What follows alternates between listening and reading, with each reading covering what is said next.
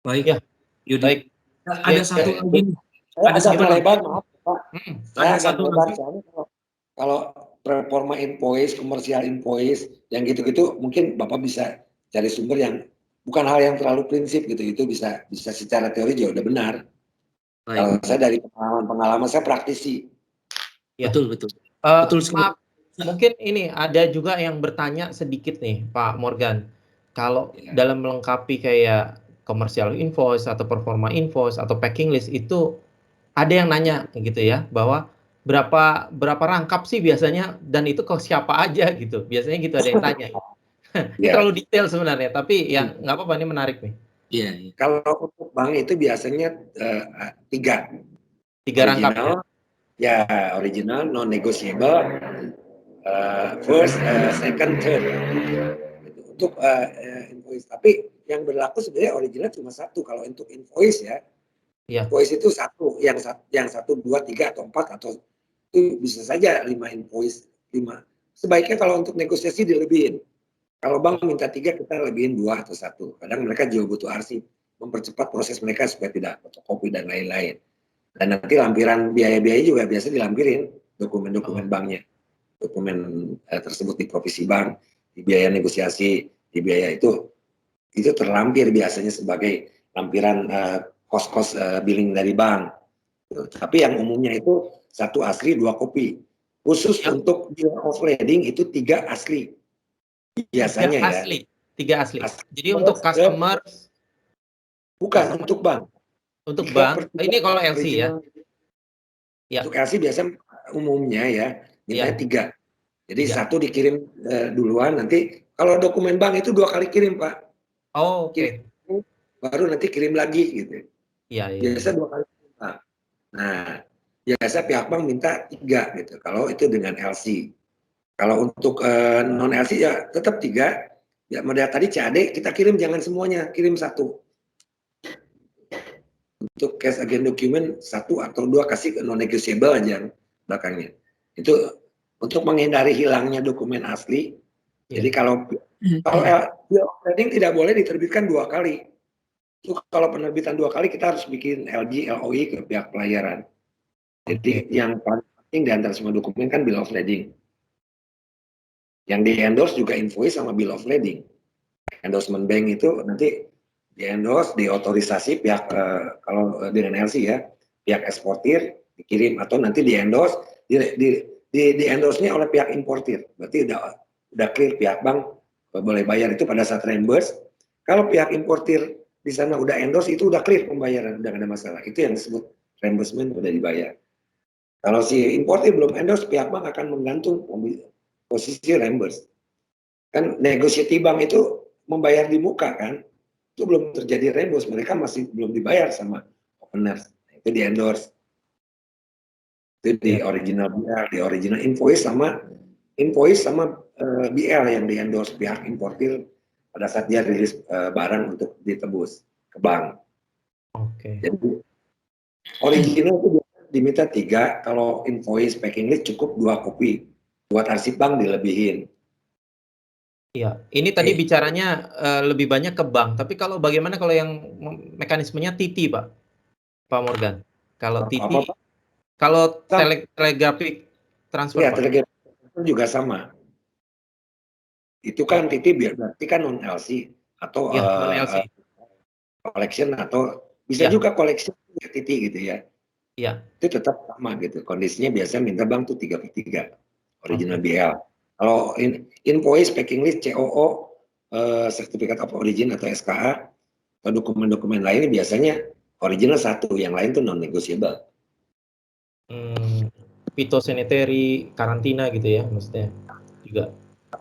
Itu fotokopi. Mereka nerbitin yang 1 asli, 1 non-negotiable atau carbonized. Itu carbonized tidak berlaku, yang berlaku itu cuma 1. Tapi BL 3.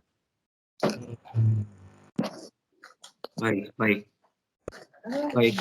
Jadi silakan. Ya, Om Daniel, tadi gimana? Iya, baik. Jelas sekali tadi disampaikan oleh Pak Morgan. Pak Morgan, tinggal 1 aja nih. Mungkin 5 menit boleh Pak Morgan, ada yang tertinggal. Seberapa pentingnya packing list Seberapa pentingnya packing list dalam kelengkapan dokumen ekspor, Pak Morgan? Mungkin boleh minta waktunya 5 menit, Pak Morgan. Setelah itu nanti kita akan buka sesi tanya jawab ya, Pak Morgan. Terima kasih, Pak. Packing list itu sangat penting ya, Pak ya. Semua kan acuannya ke packing list pada saat bongkar, pada saat pengecekan. Karena di packing list kan kita bisa lihat quantity, weight list-nya, measurement-nya. Karena ya intinya kan pada akhirnya setelah diterima acuan barang untuk pengecekan dan volume barang itu ada di packing list. Shipping bongkar pabrik atau pada saat distribusi dia katakanlah masuk barang jadi masuk ke dari packing perusahaan kaji pernah kaji jadi memang mutlak ya perlu, karena dari packing list kita bisa melihat kuantiti barang, volume barang, berat barang. Katakanlah untuk beberapa kondisi buyer ya Pak ya, buyer untuk pakaian jadi gitu ya. Kadang-kadang mereka ada langsung ke toko. Nah ini packing list ini cukup membantu. Oke, ada misalkan satu desain ada berapa item, atau satu item ada berapa desain. Misalkan mereka udah plot untuk toko-toko, itu patokan dari packing list. Dan memang harus cocok betul-betul benar gitu packing list. Ada beberapa kondisi yang mereka langsung yang bukan bahan baku barang jadi, mereka dropping ke toko-toko itu dari packing list. Jadi packing list itu mempersyaratkan shipping mark, mempersyaratkan packing. Kadang-kadang di packing list dalam satu box besar ada inner box, itu juga harus dijelaskan dalam packing list. Item, desain, kode barang, warna barang, atau quantity itu termasuk dalam packing list. Ada beberapa kondisi importir itu dari packing list mereka dropping ke toko-toko untuk barang jadi umumnya ya, ataupun untuk barang bahan baku ada dari packing list itu mereka bisa ketahuan, oh ini untuk produksi ini, item ini buat stock of name, buat stok barang gitu. Sangat-sangat penting packing list. Itu muaranya pada saat bongkar itu mereka ngacunya ke packing list. Itu fungsi dari packing list ya. Baik, Jadi, sangat penting menurut saya, dan packing list harus detail. Di situ ada item code, ada quantity, ada desain, ada gross weight, ada weight measurement-nya, total karton. Ada beberapa bentuk packing list ya. Ada dipacking dalam bentuk karton box, ada wooden case, ada inner box, ada bentuk-bentuk yang curah itu. Ya maksudnya loss packing juga. Itu untuk barang-barang jenis biasanya. Kalau barang-barang yang ada kode-kode di shipping mark-nya di kartonnya. Penting untuk penamaan shipping mark di karton itu penting. Baik. Terutama untuk barang jadi, shipping mark, item code, karton number, kalau sekarang mungkin musim barcode ya, itu penting. Karena kadang-kadang orang nggak mau bongkar. Kalau barang jadi orang nggak mau bongkar, oh ini itemnya, barangnya ini, buat toko ini. Kalau barang jadi biasanya mereka dropping ke toko-toko berdasarkan packing list dari kita. Salah packing list, resiko timbul akan klaim ke pihak importir sana. Kalau bahan baku kan udah pasti dibongkar. Tapi barang jadi banyak juga yang mereka dropping ke outlet-outlet mereka. Ini lebih jauh kegunaan packing list. Baik, jadi, baik. Sangat terima kasih. Ya. Baik, terima kasih Pak Morgan. Ya Pak. Berikut teman-teman untuk penjelasan beberapa dokumen. Begitu ya Om Yudi ya. Jadi beberapa dokumen kita sudah sempat bahas dan kita sudah tanyakan juga ke Pak Morgan. Lalu Pak Yudi juga sudah sempat menampilkan untuk setiap dokumen yang kita bahas itu teman-teman bisa saksikan bersama di layar yang sudah di-share oleh Pak Yudi. Oke, sekarang waktunya nih Om Yudi. Kita buka sesi tanya jawab ya Om Yudi ya. Teman-teman soalnya rasanya udah nggak tahan angkat tangan. Oke. Peraturannya seperti ini ya Om Yudi ya. Untuk teman-teman yang mau bertanya silakan raise hand dulu gitu. Nanti dari Om Yudi atau saya baru mempersilahkan. Silakan Berapa teman-teman. pertanyaan ini? Berapa pertanyaan dulu nih, Om Daniel? Kira-kira per orang. Saya serahkan ke Om Yudi deh. Bagaimana Om Yudi? Ya kita satu pertanyaan dulu ya, satu atau Oke, baik. maksimal 2 ya, maksimal 2 per Baik. orang supaya nanti dapat giliran yang lain. Kalau nggak ada boleh bertanya lagi. Nah. Kalau diborong sama satu orang nanti kasihan yang lain. Oke, sudah Iya. ada tuh Om Yudi. Oh ya, Silakan. silakan. Tadi sebenarnya awalnya Om Rizky ya, Mas Rizky ya. Tadi cuma Mas Rizky nggak ada nih. Mas Rizky nggak ada ya? Lewat ya berarti. Oke, Kalau Pak tidak Awaludin. ada, silakan. Silakan Pak Awaludin. Hadir Pak, Baik, hadir Pak. terima kasih Mas Yudi. Ya, siapa? sama-sama. Pak Yudi, Pak Daniel, selamat malam. Pak Morgan, selamat malam juga Pak Morgan. Selamat malam Pak. Selamat malam Pak. Ya, Awaludin. Boleh singkat Pak, nama dan asal, kota asal. Oke, silakan Pak. Saya dari Jakarta, Pak Morgan. Mohon izin ini betul masalah dokumen nih, kami juga masih ada yang harus kami konfirmasi sebenarnya terkait LC tentunya. Tadi sangat menarik sekali karena pembahasannya banyak terkait LC. Ya. Nah, LC at site ini Pak, jadi ada memang salah satu buyer nih baru. Kan kami due diligence dulu Pak, pakai last LC-nya dulu.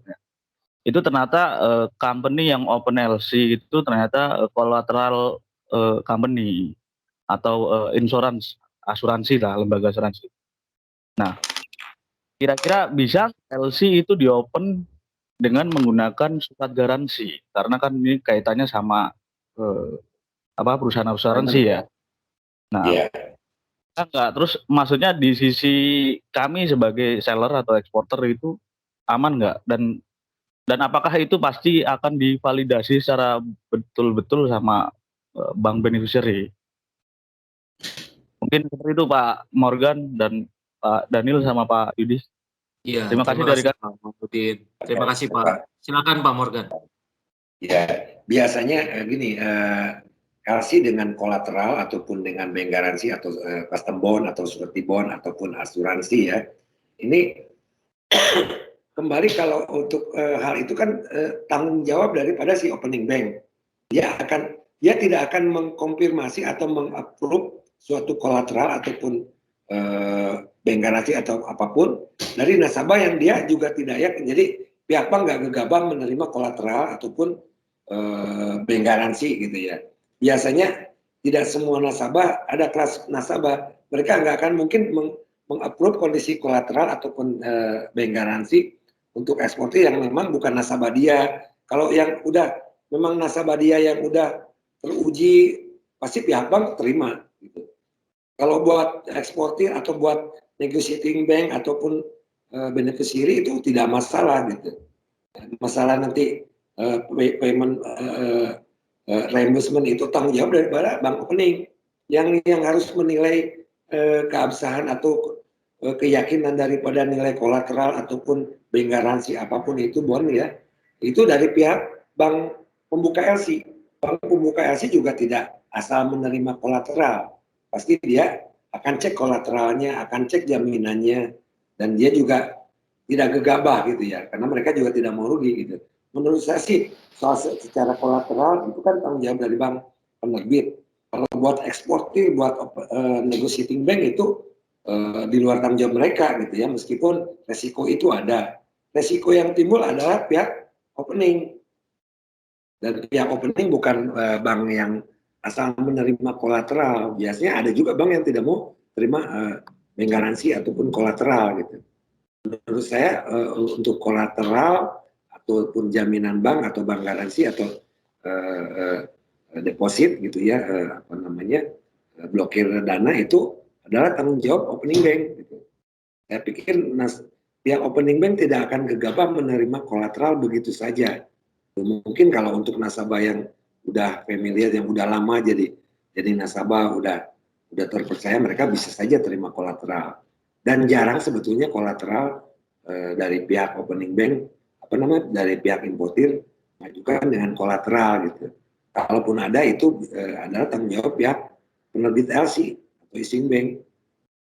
Sejauh ini kolateral bukan resiko ya buat eksportir gitu ya. Karena kalau pihak pihak si negotiating bank tidak mau tahu, yang penting confirm SWIFT code, oke. Kan ada SWIFT code, ada kode bank antar bank, itu kan rahasia bank. Terus kondisinya pihak bank mengapprove, masalah kolateral itu sebenarnya tanggung jawab dari pihak pembuka LC. Tapi nggak begitu banyak dan jarang juga pihak bank yang membuka kolateral gitu untuk transaksi luar negeri gitu. Cukup dengan kolateral atau jaminan. Dan kolateral di sini juga fungsinya tidak main-main kalau untuk buka LC. Dan belum tentu bank itu mengupload kondisi kolateral gitu. Nah itu mungkin yang bisa saya jelaskan gitu ya. Karena pihak bank harus hati-hati dalam pembukaan LC, tidak asal buka LC. Karena LC itu kan jaminannya hukumnya kuat dan pihak bank akan rugi kalau pada saatnya kolateral nanti ternyata bermasalah gitu. Jadi menurut saya itu tanggung jawab dari pihak si bank opening atau issue bank atau pihak importir gitu.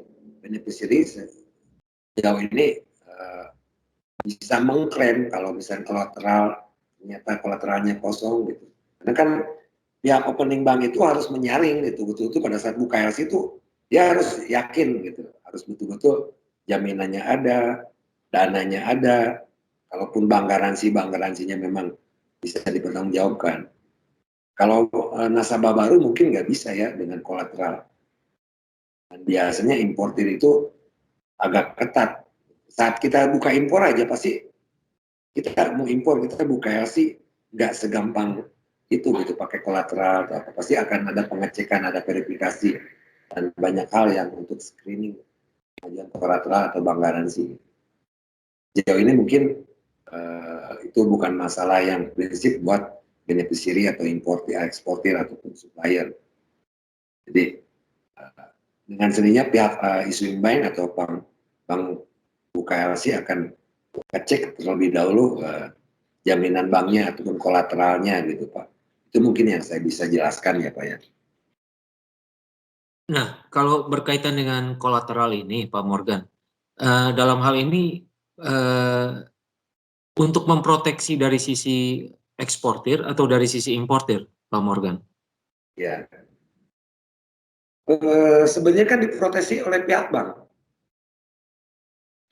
Pihak bank opening atau issuing LC itu nggak asal terima, kolateral. Mereka akan mengecek gitu, akan mengecek kolateralnya, akan ya itu kan ada ketentuan bank ya untuk masalah kolateral, jaminan bank garansi gitu ya, ataupun deposit gitu. Itu ada persyaratan yang bank juga mungkin tidak bodoh dalam hal ini, pihak bank kita akan menyelek-nyelek. Dan kalau misalkan kolateralnya kosong, itu tanggung jawab pihak bank bukan negotiating bank. Karena itu kan bukan persyaratan LC kalau kolateral itu. Itu hanya bentuk untuk penjaminan ke pihak pembuka sebagai jaminan pembayaran, perjanjian kesanggupan bayar ataupun jaminan pembayaran si pembuka LC gitu. Kan seharusnya dia ada bank deposit bank ataupun bank garansi. Kalau bank garansi udah jelas kan pihak bank yang menjamin. Kolateral juga pada akhirnya akan menjamin pihak bank untuk mempertanggungjawabkan pembukaan LC-nya atau pembayaran ke pihak negotiating bank. Kalau untuk ya sebaiknya bukan kolateral lah, ada bank garansi ataupun deposit yang dari pihak bank pembuka gitu. Kalau kolateral itu kan jaminannya yang mengapprove kolateral kan issuing bank. Kalau bank negosiasi otomatis nggak akan mau terkolateral.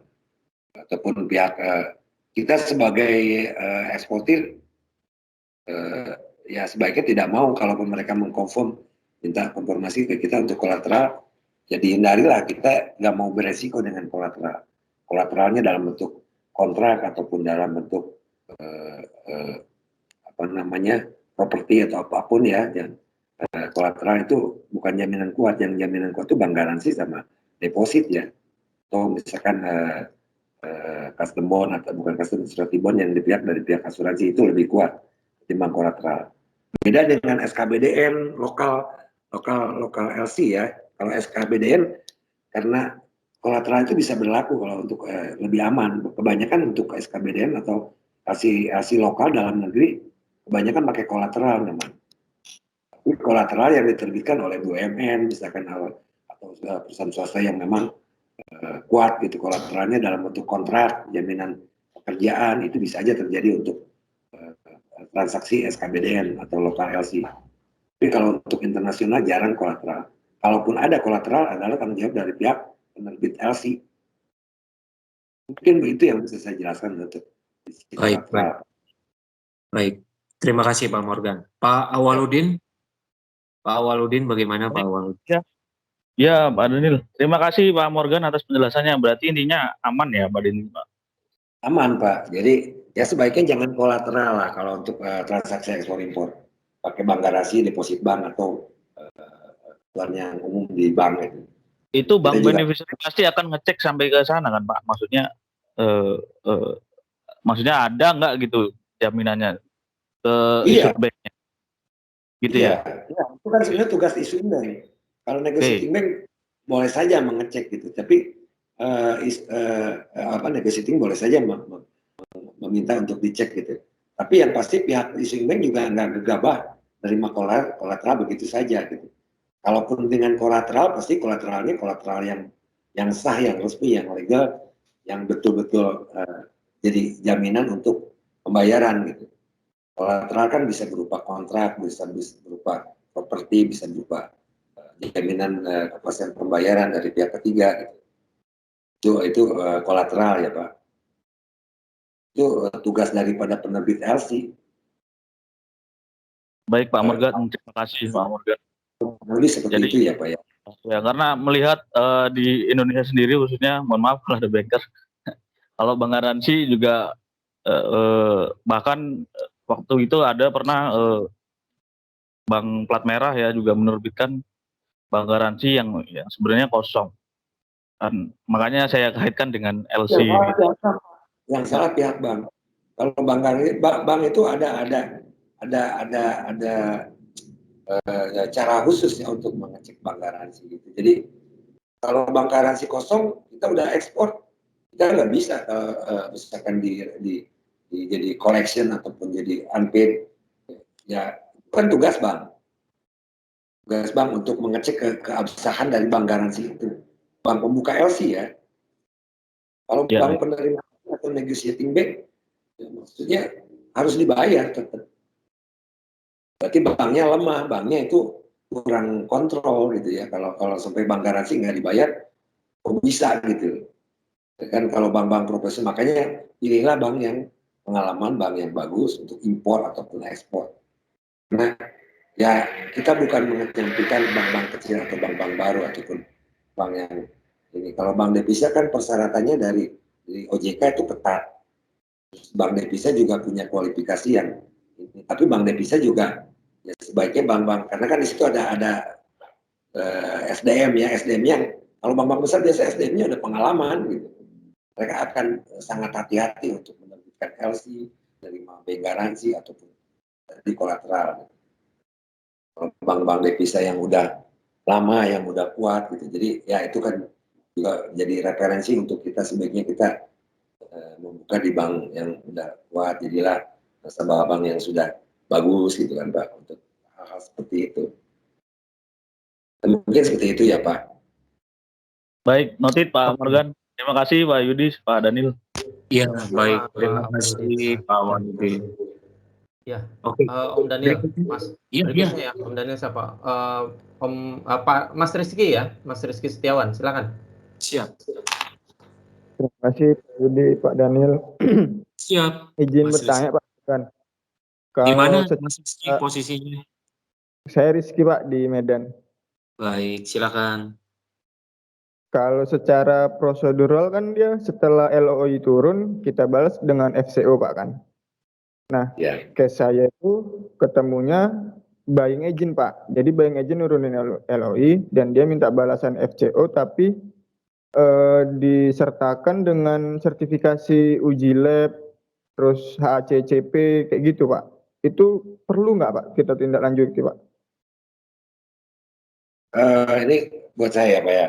Itu untuk barang-barang tertentu mungkin barang tambang atau barang-barang yang memang punya kualifikasi khusus dalam quality dan mutu ya Pak ya. Ya Iya, Pak. sebaiknya ikutin. Misalnya dia minta COA ya, sertifikat of analisa, terus misalnya minta dari supplier atau apa, ya sebaiknya diikutin gitu. Maksudnya untuk lebih meyakinkan ya. Gitu. Tapi kalau untuk barang-barang yang Genco ya, General Cargo ataupun barang-barang umum yang biasa itu sebenarnya jarang sekali diminta FGO. Mungkin untuk barang tambang, komoditi agri atau komoditi tertentu yang memang membutuhkan mutu yang benar-benar standar gitu ya. Itu ya diikutin, COA diikutin. Untuk khususnya barang-barang yang khusus ya Pak. Kenapa Pak? Berarti nggak jadi masalah ya kalau kayak sertifikat uji lab dari analis produk, terus MSDS dan HACCP itu dilampirkan di FCO nggak jadi masalah Pak ya? Masalah itu mendukung Pak. Ya, model barang-barang model apa namanya briquette gitu ya, terus barang DG ya, barang chemical, barang DG, barang-barang yang memang ada analisa atau diinginkan standar mutu yang bagus, COA itu untuk memperkuat kepercayaan mereka gitu. Itu sebaiknya diikutin gitu. Tapi kalau barang-barang umum tidak mentekstil apa namanya meubilir atau furniture, barang-barang yang sekunder atau barang yang umum untuk transaksi dagangan jarang diminta FCO atau uji analisa. Malah yang lebih berharga buat mereka IC, sertifikat dari supplier itu lebih dipercaya ada yang apa supaya independen yang lebih ke quality ya, quality dalam arti ke COA analisa kan itu butuh lab, butuh pengecekan dari beberapa institusi. Baiknya memang diikutin Pak untuk gitu ya, untuk barang-barang apa sekarang lagi musim coconut Harkul ya, SDS gitu. Ya sebaiknya diikutin. Mereka minta FCO karena banyak petani-petani atau eksportir yang mungkin belum berpengalaman atau UMKM atau ini yang ngumpulin quality produknya tidak meyakinkan, mereka juga MSDS-nya belum ada. Nah, itu biasanya FCO itu diminta. Kalau untuk barang-barang umum seperti barang-barang fashion wear atau barang-barang furniture, barang-barang biasa lah ya, itu jarang diminta FCO ataupun COA gitu. Tapi untuk barang-barang untuk produk tambang, produk DG dangerous good ya, produk-produk yang chemical itu biasanya diminta FCO. Dan kalau permintaan itu sebaiknya diikutin Pak, karena itu dibutuhkan untuk prosedur mereka, untuk prosedur shipping, untuk prosedur pabean gitu ya, untuk prosedur-prosedur yang terkait dengan institusi lain, ikutin saja. Apalagi barang DG, kita COA ikut, MSDS ikutin aja. Karena COA ini, FCO itu jarang Pak, tapi kalau untuk barang-barang tertentu, FCO minta dilengkapi dengan itu, ya sebaiknya diikutin Pak. Nanti untuk memperlancar ini shipment sama kondisi custom di negara tujuan. Ya. Oke Pak, itu yang bisa saya jelaskan apa COA. Pak Rizky, kalau boleh tahu barangnya apa Pak Rizky biar clear gitu Pak Rizky? Hasil pertanian. Iya Pak, hasil turunan kelapa sawit Pak.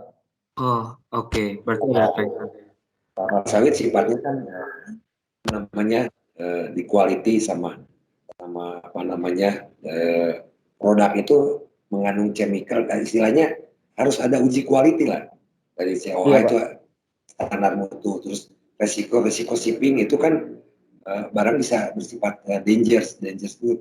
Jadi ada MSDS, COA. Memang biasa untuk chemical model seperti itu ada CPO gitu. Itu atau misalkan coconut kargo yang itu biasa diminta ikutin aja karena nanti itu akan terkait dan dipakai. Iya Pak. Terima kasih banyak Pak Morgan. Terima kasih Pak Yudi. Sama-sama Mas Rizky, ya udah jelas ya. Gimana Om Daniel selanjutnya? Silakan Om Daniel. Berikutnya teman-teman Apakah ada yang ingin bertanya, teman-teman? Ada tuh kayaknya, Pak Oke, Warto, Pak Pak Warto Prabowo. Boleh Oke, kenalan silakan. Pak, Pak silakan. Warto, Hai. silakan. Assalamualaikum, selamat malam Pak Yudi, Pak Daniel, Waalaikumsalam. Pak Morgan. Di Ya, mana selamat malam. lokasi Pak Warto? Saya domisili di Banjarnegara, Jawa Tengah. Oke, Ya, Pak. siap. Saya produksi untuk minyak atsiri, Pak, minyak gaharu, minyak cendana, Ya. minyak pacoli, sama serai wangi. Ini Pak, bagus. Pak Morgan, sedikit tanya Pak Morgan, yang tadi tentang LC ya, bunga LC. Iya. Selama ini untuk yang pelanggan-pelanggan baru atau buyer-buyer baru, kita untuk pembayaran biasanya diarahkan menggunakan PayPal, karena emang itu yang paling mudah ya. Tapi Iya. untuk potongan dan lain-lain itu cukup besar. Pertanyaannya untuk bunga LC ini berapa persen biasanya Pak untuk pembanding? Sebetulnya kan saya juga nggak update lagi ya karena dan bank juga berbeda-beda ya Pak ya. Iya. Provisi bank ya, itu provisi bank, biaya komisi bank, provisi bank, biaya advising, biaya open LC, itu saya nggak bisa sebut di sini karena setiap bank juga punya aturan yang berbeda, punya provisi bank ataupun biaya itu bank charges ya Pak ya. Bank charges Bapak bisa tanya ke saya, takut salah ngomongkan, dan itu juga etikanya urusan bank masing-masing. Saya bukan orang bankers, jadi itu ada tapi tidak terlalu besar ya Pak ya. Normal lah pihak bank ada biaya provisi bank, biaya komisi bank, biaya pengiriman, biaya negosiasi, ada itu. Pasti persentasenya juga berbeda, tapi biasanya ngacu ke ketentuan BI gitu. Jadi ada standar biaya gitu. Bedanya dikit-dikit aja. Iya Pak. Ya. Dan itu pasti pihak bank akan menjelaskan. Bank devisa atau bank negosiasi akan dengan senang mereka akan menjelaskan. Nah, itu biaya-biaya bank itu bisa mudah ditanyakan ke pihak bank Pak. Kalau saya nggak berhak untuk mengemukakan biaya-biaya bank, tapi pihak bank pasti akan memberikan informasi untuk itu. Karena mereka juga butuh nasabah. Bank apapun, bank devisa pasti akan dengan senang hati memberikan informasi tentang biaya-biaya bank charges untuk transaksi ekspor impor ya. Kalau saya tidak berhak karena saya juga bukan bankers, ada ketentuan bank yang mereka harus ikutin gitu. Itu pasti silakan bertanya ke bank devisa atau ke bagian ekspor di bank, pasti akan dikasih tahu.